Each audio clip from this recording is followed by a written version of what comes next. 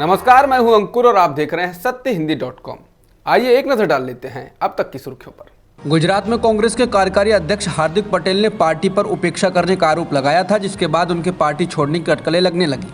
इन अटकलों को अब हार्दिक पटेल ने खारिज किया है। समाचार एजेंसी एएनआई के मुताबिक उन्होंने कहा कि अगर सच बोलना अपराध है तो आप मुझे गुनहगार समझिए।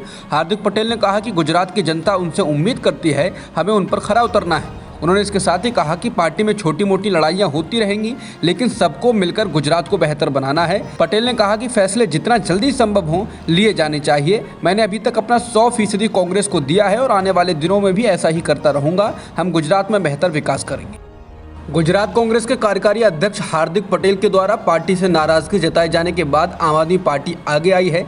गुजरात में आम आदमी पार्टी के प्रमुख गोपाल इटालिया ने कहा कि आम आदमी पार्टी के दरवाजे हार्दिक पटेल के लिए खुले हुए हैं। हार्दिक की तरह ही इटालिया भी पाटीदार नेता हैं और पूर्व में पाटीदारों के आरक्षण के लिए चले आंदोलन से जुड़े रहे हैं।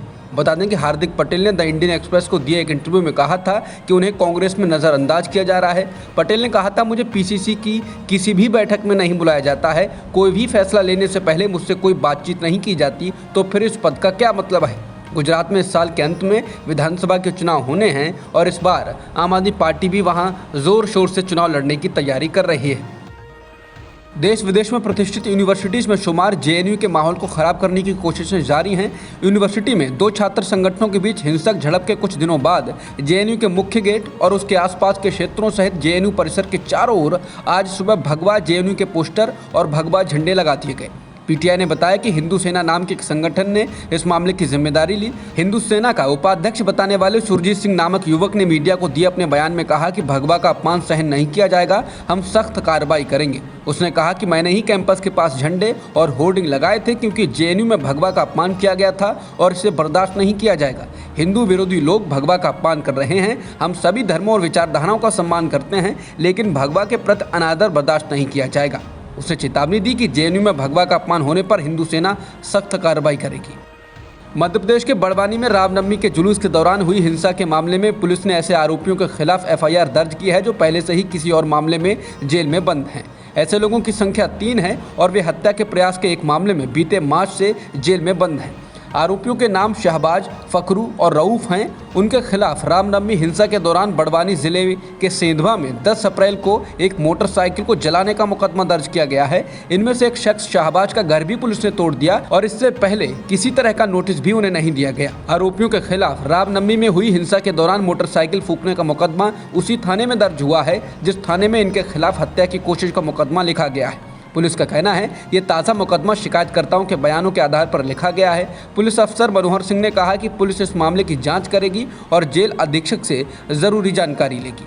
सीजेआई एनवी रमना ने लोगों से अपील की है कि वो बंटवारे के खिलाफ हमेशा सतर्क रहें। रमना ने ये बात गुरुवार को अमृतसर में बनाए गए पार्टीशन म्यूजियम के दौरे के बाद कही। पार्टीशन म्यूजियम में विभाजन के वक्त की तमाम घटनाओं को दिखाया गया है। रमना ने कहा कि वो म्यूजियम हमें हमारे वक्त की याद दिलाता है और हमें सभी प्रकार के बंटवारे के खिलाफ चेतावनी देता है। उन्होंने कहा ये काला अध्याय लोगों के लिए एक सबक होना चाहिए। सीजेआई ने कहा कि एकता के जरिए ही हम शांति और तरक्की हासिल कर सकते हैं। रमना ने ये बातें म्यूजियम का दौरा करने के बाद विजिटर बुक में लिखी।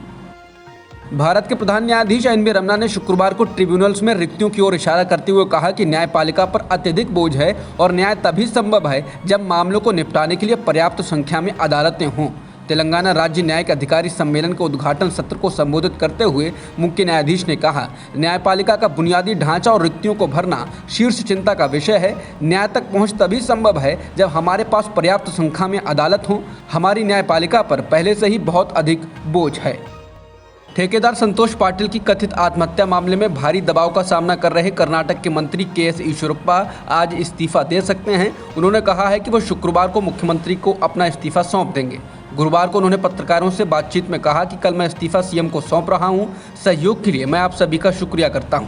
हालांकि अभी ये साफ नहीं है कि भ्रष्टाचार के आरोप में उनके खिलाफ कोई कानूनी कार्रवाई की जाएगी या नहीं।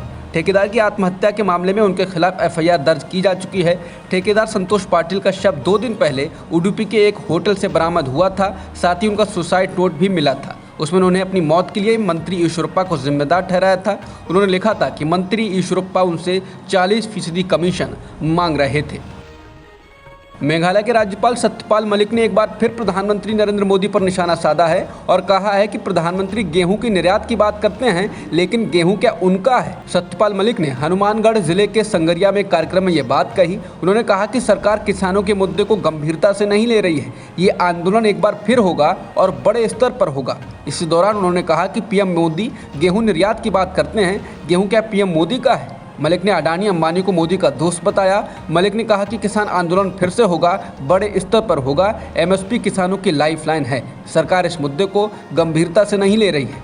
केंद्रीय मंत्री नितिन गडकरी ने गुरुवार को पुणे के सिंघड़ जिले में एक धर्मार्थ अस्पताल का उद्घाटन करते हुए वो किस्सा सुनाया जब उद्योगपति रतन टाटा ने पूछा था कि क्या आरएसएस का अस्पताल केवल हिंदुओं के लिए है। गडकरी ने कहा, औरंगाबाद में दिवंगत आरएसएस प्रमुख केवी हेडगेवार के नाम पर एक अस्पताल का उद्घाटन किया जा रहा था। मैं तब राज्य सरकार में मंत्री था। आरएसएस के एक वरिष्ठ पदाधिकारी ने इच्छा व्यक्त की कि अस्पताल का उद्घाटन रतन टाटा द्वारा किया जाए और मुझसे मदद करने के लिए कहा।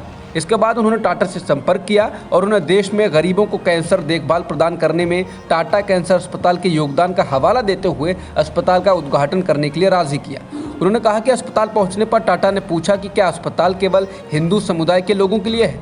मैंने उनसे पूछा, आप ऐसा क्यों सोचते हैं। उन्होंने तुरंत जवाब दिया, क्योंकि ये आरएसएस का है। गडकरी ने कहा कि इसके बाद मैंने उनसे कहा कि अस्पताल सभी समुदायों के लिए है और आरएसएस में ऐसा कुछ नहीं होता है। फिर उन्होंने मिस्टर टाटा को कई बातें बताई और बाद में वो बहुत खुश हुए।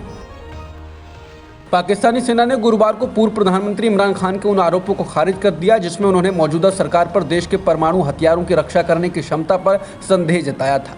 इमरान खान ने शहबाज शरीफ पर निशाना साधते हुए पेशावर में एक रोड शो के दौरान कहा था कि क्या पाकिस्तान के परमाणु हथियार इन लुटेरों और चोरों के हाथों में सुरक्षित हैं। इसके बाद सेना की ओर से इमरान खान के आरोपों को खारिज किया गया और कहा गया कि पाकिस्तान की परमाणु संपत्ति किसी एक व्यक्ति से संबंधित नहीं है। पाकिस्तानी सेना के media wing inter services public relations DG major general Babar Iftikhar ने कहा कि हमारे परमाणु कार्यक्रम के लिए ऐसा कोई खतरा नहीं है। इसके साथ ही उन्होंने कहा कि हमें इसे अपनी राजनीतिक चर्चा में नहीं लाना चाहिए।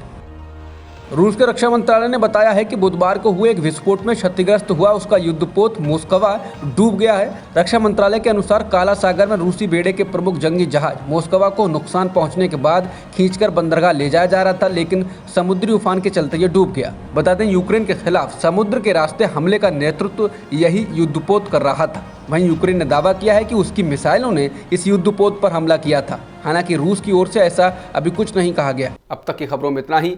बाकी खबरों के लिए बने रहिए सत्यहिंदी.com के साथ।